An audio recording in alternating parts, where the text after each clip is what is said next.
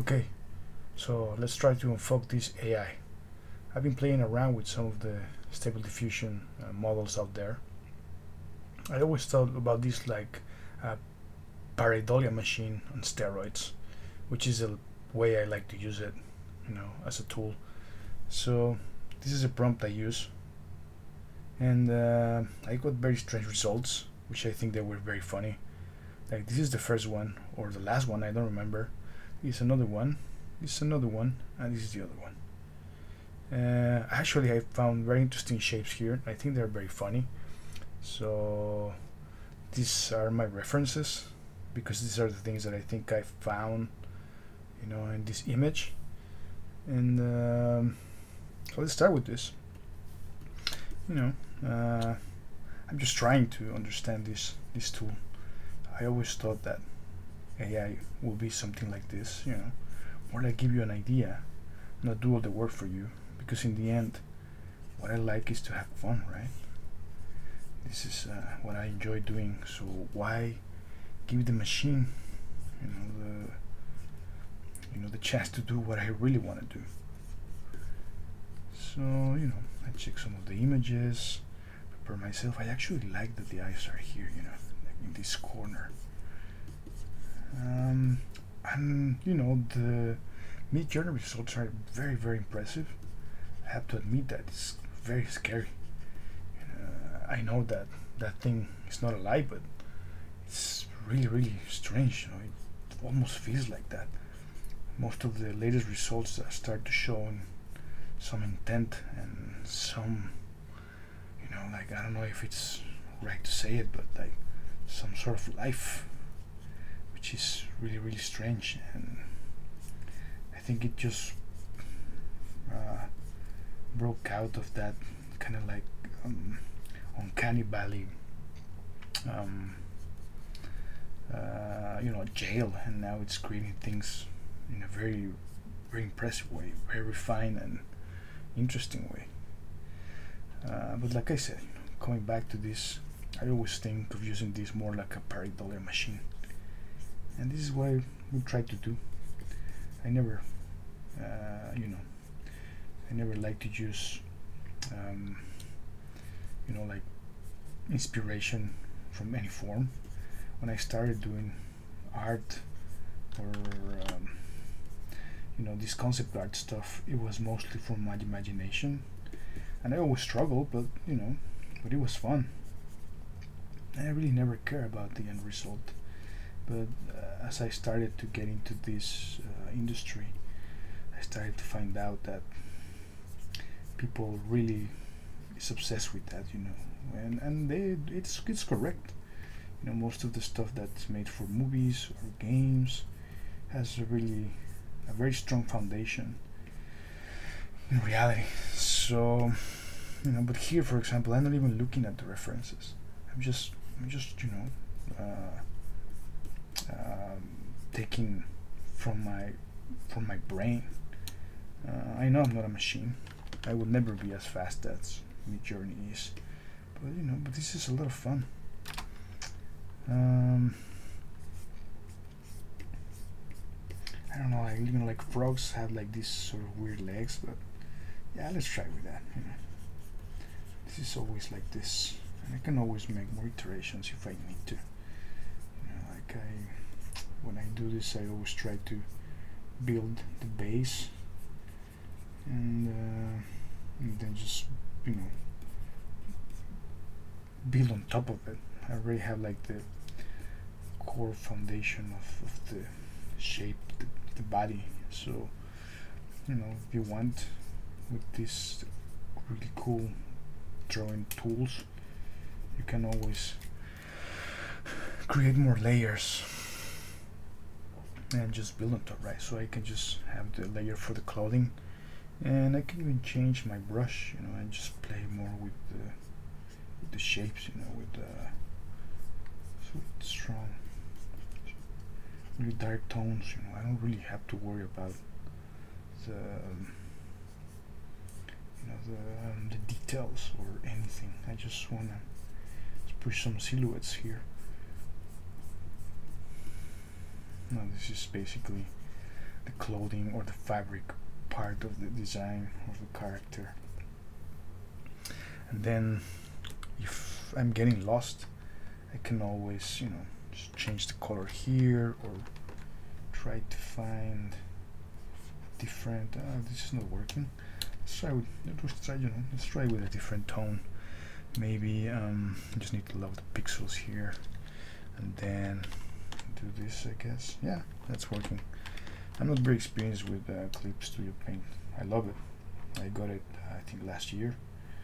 I've been enjoying it like crazy.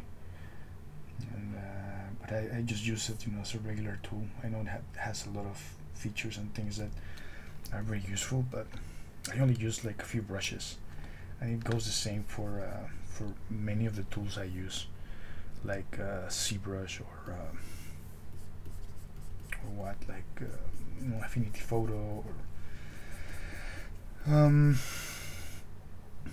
you know, I also have this.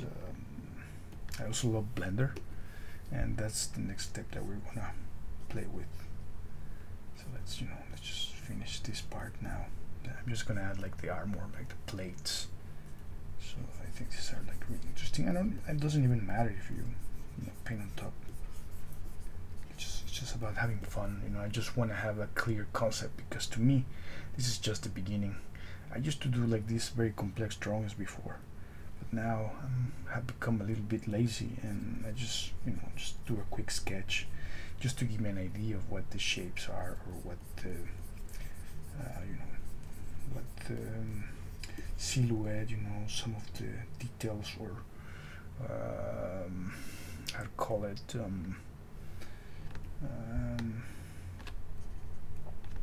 some of the features mostly of my character, and then I proceed to mold it or sculpt them, because I think that will give me more freedom later on to add details, and that's what we're gonna do in the next chapter.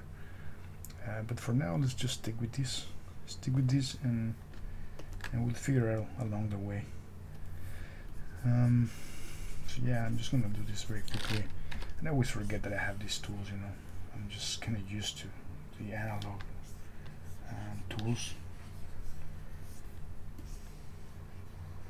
Yeah, like, you know, you have many options here. I know, like you see, I'm just adding very simple how to say it, like tones and features to this, you know. I'm not really worried about anything else, and I know that, you know, this could have way more detail. Let's try with this tone, maybe. So, you know, I don't care. I'm just gonna do a really quick sketch, you know, because in the end, like I said, what I'm interested in is the end result, which is gonna be more about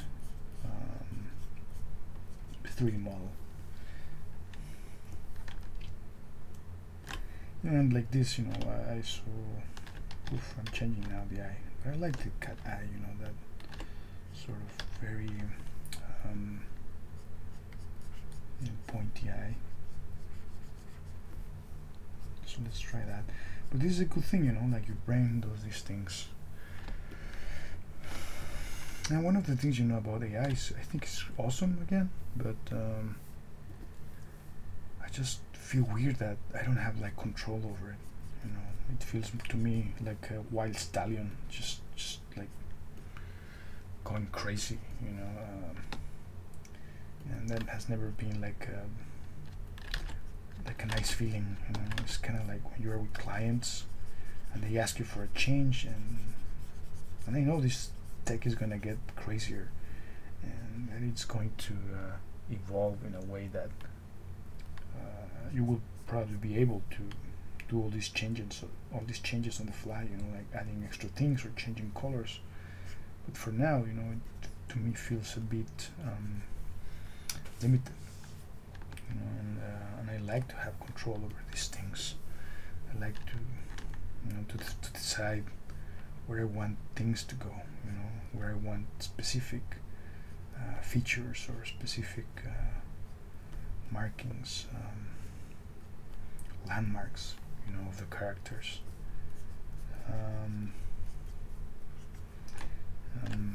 So, and also there's the ethical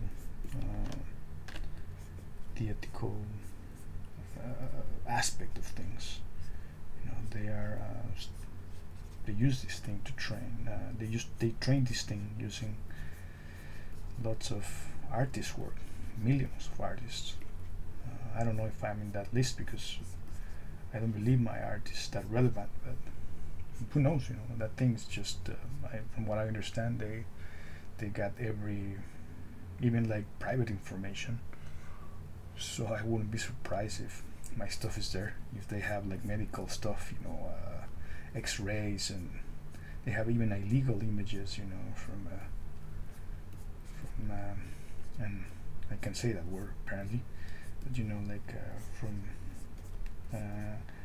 NSWF nature, like what I mean, it's pretty possible that they have even my stuff. I think even the tiniest artist stuff, it's there because there's no discrimination there, ironically. Like this is, like I said, a new tech. It's really scary because of what it represents. I'm not even scared about like the let's say, well, of course it's scary. I don't want to lose my job, or I don't want to be unemployed. I think the tech is really amazing, and it should have been done in a different way or implemented in a different way. Giving like these artists like to individual. Giving this tool to individual artists and let them train it with their own images. For the use, even if you had to pay for it, right? But it's your stuff, what you're mixing here. I agree that the possibilities that we're seeing now with the outputs, with the results, are really, really impressive, and it's something that has never been seen before. Things that I think a person cannot visualize on their own, on her or his own, because there's way so much information, and this is basically the concept of well, that's what I think. The concept of two heads think better than one, but like to the billion, and it's crazy.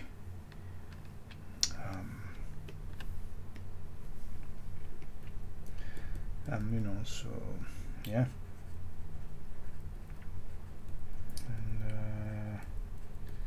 and the possibilities now visually are just seem to be limitless. But what's the cost? One of the things that scare me mostly, it's or the main one is the repercussions of this technology into society. Like art has always been, I don't know if democratic is the right word, because even though anyone can grab a pencil and a pen, a piece of paper and draw, I agree that many people don't have the chance or the luxury to to spare time and practice. I remember as a kid, my family was never rich. Fortunately, I never had to work when I was a kid. I helped my father, well, my grandpa, but I never had to work. I never had to work to provide or anything. I was very blessed in that regard.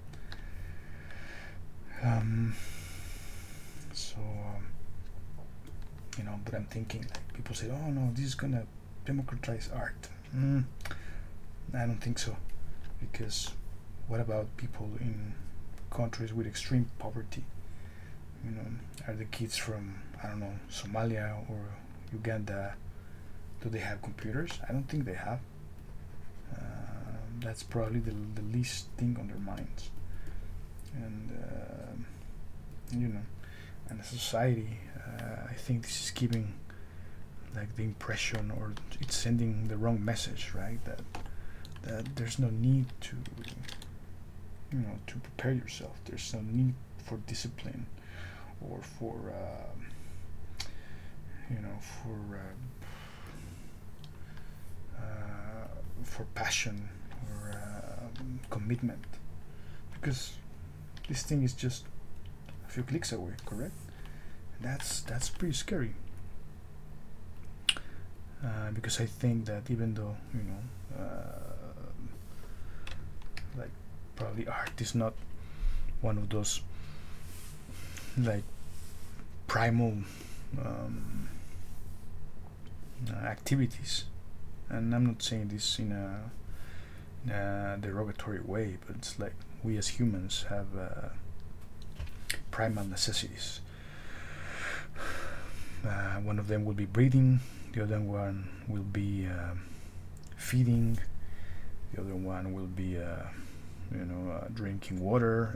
You know, so those are like the primal things we need as humans, right? So I understand that in that way. And you know, so in that regard, that's why I think like maybe art is not exactly you know, the like a primal or essential thing in that level, of course, because when you think about entertainment, or what's the name? Not entertainment, because entertainment is like a very you know, like very superficial way of saying this. Like when you read a book, when you watch a good movie, a good story, that has like many repercussions in your brain, good repercussions, right? It helps you learn things, or think about things that you never thought about, right? Inspires you. There are many benefits, correct? Because we as humans tend to create, or you know, move towards some sort of creation, I guess, especially when we're kids. So if you have a machine that does these things for you, then you start to lose, I guess, like sight of what's important, you know, what matters, you know, in that process. Because it's not just, I mean, kids don't grow to become artists, right? Not everyone is gonna become an artist, because people has different drives, and people changes throughout the course of their lives. But you know, it gives you some sensibility, I guess, like reading, you know, like love, and all these things are essentially learn context. I don't know if context is a right, you know, word, but yeah, but you know, like these things are teach us things, right? It's like, you know, also like love, like you know, your parents give you love, and so forth, or hence you will love in the future, because you know that feeling and you want it, and I guess in a subconscious way you crave for it. So you know, like drawing has all these things. It's like a process that your brain needs, in my opinion, to you know, it's an activity that your brain needs to process certain things in your life. You know, for people like me, communication has never been my strength, and maybe that's why I developed this ability. like I said, I'm not like the best artist out there. I'm probably, you know, if we talk about superpowers, because that's how I like to you know, sort of do this parallax comparison lately. You know, if we think about it, you know, as superpowers, maybe all these amazing artists out there, like Craig Mullins, or you know, Francisco Ruiz, or you know, Peter Siomka. Those are like Superman, right? And the big ones, like the main superheroes. And I'm probably one of the low ones. I'm probably one of those guys that has his superpower is using a skateboard, right? Yeah, like I don't think my art is relevant in that regard. But but you know, but still, you know, like you know, like art is has this purpose of helping us develop certain aspects of our brain, of our personality, you know, music, you know, all these things, right? Everybody likes to sing, even if you can't, you do it because it's fun and it makes you feel great, you know. And probably, you know, thinking about that as well. Maybe that's why people is so fascinated with this tool, because imagine people that could never draw. Now it's like, well, I don't need to draw anymore, you know. Everything I always imagined or I wanted to imagine is just at my fingertips, just by typing a few words in this dream machine.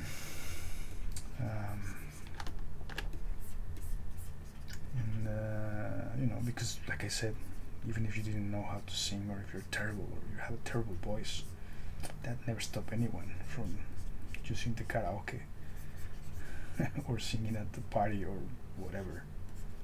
So yeah, you know. So yeah, this I mean, it's crazy how this is disrupting you know, the playing field for everyone. And again, you know,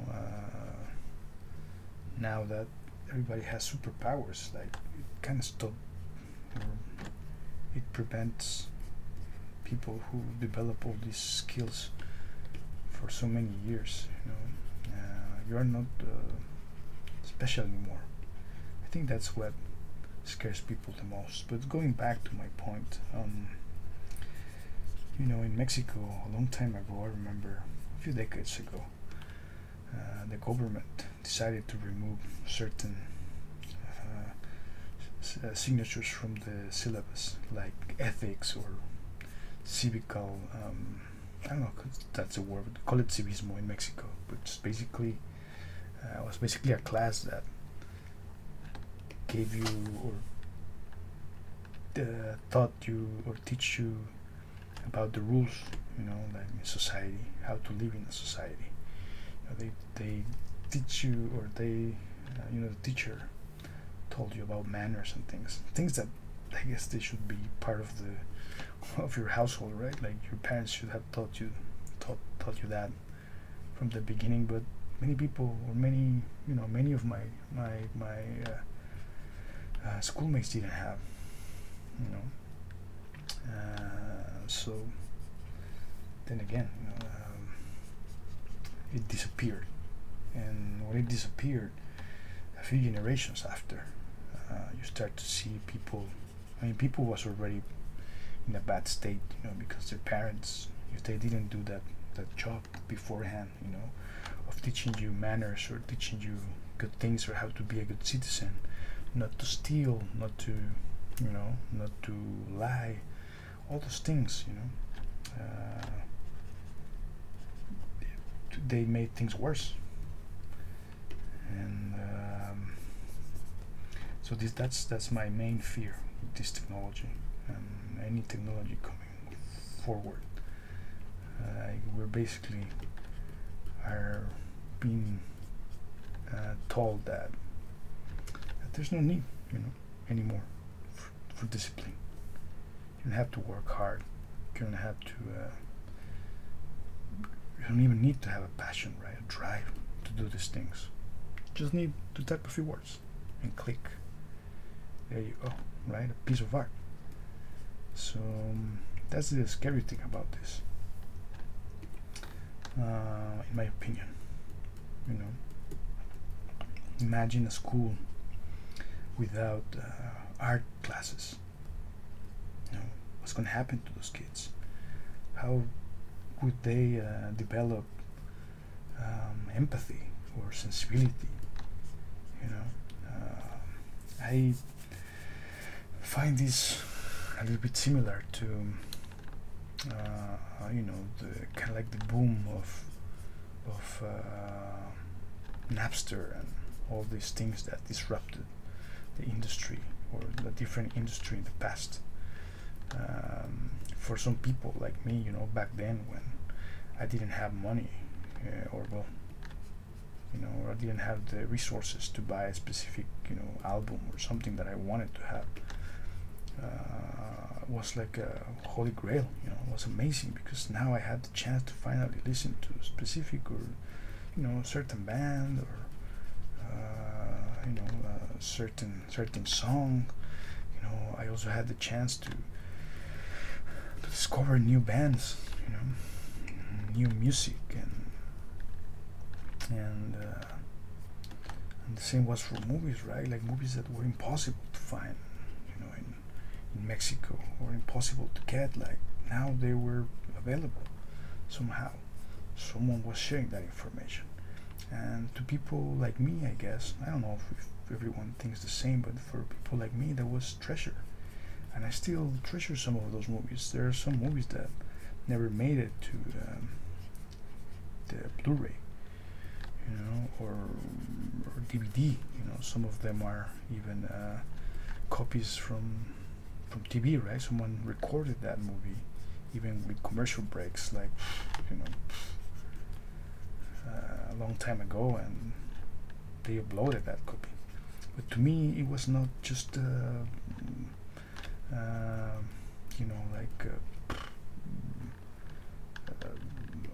how to say it, like it wasn't something, it was not without value at all. It wasn't just like it's like a CD or whatever. No, to me it's treasure. Like I said, I still hold many of those things, because I think they're like that we call in Mexico incunables, like orphan, out of print, pieces of art, works of art. And it's amazing to own them, to revisit them and to study them, to find pleasure, in their contemplation.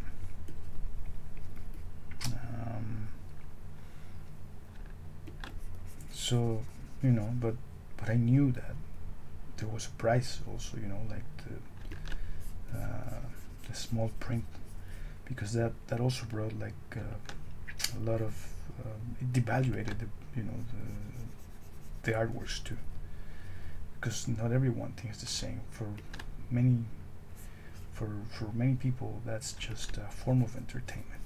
For them, it's not art or something that that deserves any sort of price. For them, it's just a product, which is very sad. So like, and I could see how like all this piracy came to happen in Mexico, and then all these beautiful pieces of works of art just they were just produced or reproduced in mass, and people lost their respect, right? Because they didn't have to pay a full price, a full ticket admission.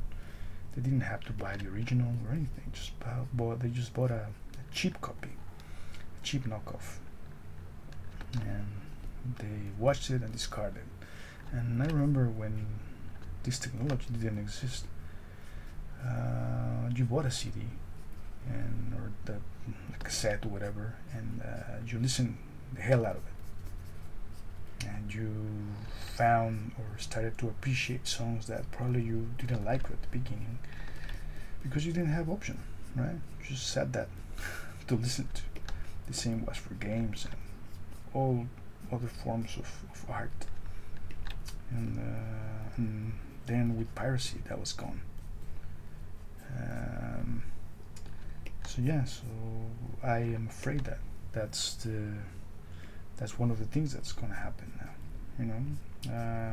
But you know, this also opens new possibilities, like this experiment that I'm doing right now. It's just you know, like I didn't have to really break my head to come up with things. I usually had like these methods were tiring or tiresome, you know, of like creating like a spot, like a stain, and then just rotate it, combine it, you know, blend it, and when I found something interesting, when my brain found something interesting, then I started drawing or tracing on top, you know, just to find a good idea, or you know, just to discover something inside it, which is sort of what I'm doing right now.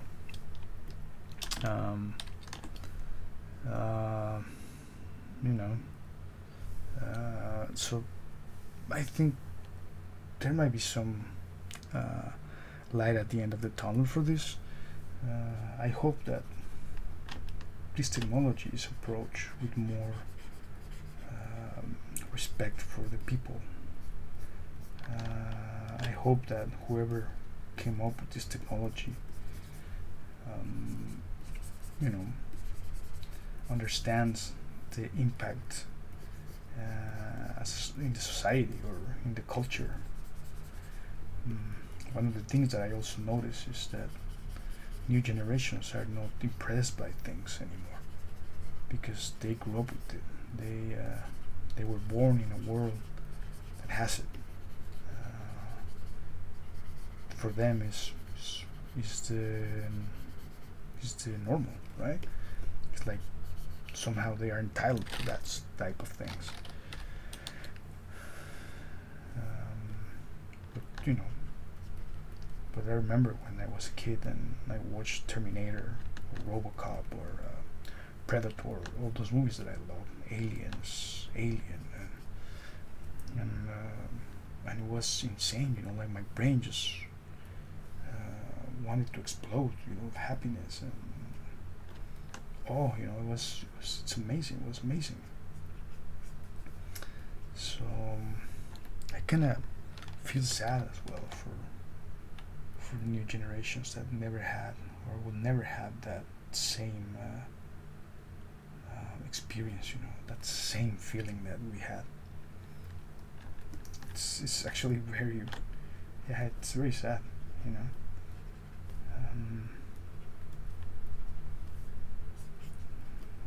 You know, and I remember when I first watched Jurassic Park, like, even to this day, it's still impressive, and I still have this feeling of the first time, you know, when the T-Rex gets out of the cage and stuff. Oh, the fence breaks the fence, and yeah, new generations will never experience that. And also, you know, like, there's so much stimuli. There's so many, you know, like things now that it's crazy. But I think we have enough for today. I'm gonna stop here because honestly, I don't think it's worth like going further with this. But I will take it again in the next episode. And it's gonna be even more fun because now we're gonna dive into the 3D aspect of this, you know, and you will see like even more possibilities. So stay tuned and see you soon. Thank you.